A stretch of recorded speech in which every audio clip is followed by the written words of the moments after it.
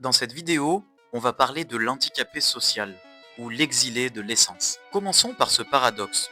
On n'a jamais autant parlé de handicap physique ou mental, mais on garde le silence sur l'infirmité la plus redoutable, l'handicap social. Ce n'est pas un défaut de manière, c'est un divorce avec l'âme. L'handicapé social est celui qui s'est tellement éloigné de son essence qu'il a perdu son alignement.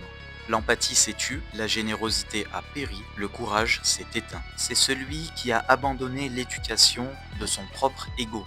Maintenant, utilisons un symbole géométrique. Visualise un cercle. Le pèlerin marche vers le centre, ôtant les voiles qui cachent la lumière absolue. Il avance en abandonnant les conclusions générées par son mental. L'handicapé social, lui, dérive vers la périphérie, se perdant dans la multiplicité des informations projetées et nourrissant son mental et son ego de toutes les conclusions possibles.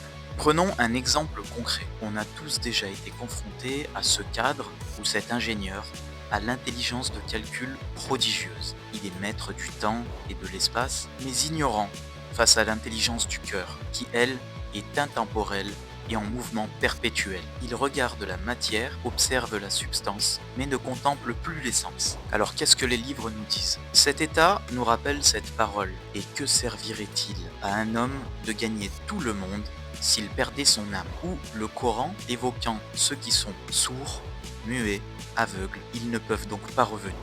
C'est la parabole de celui qui bâtit sur le sable, brillant en logique, mais structurellement vide.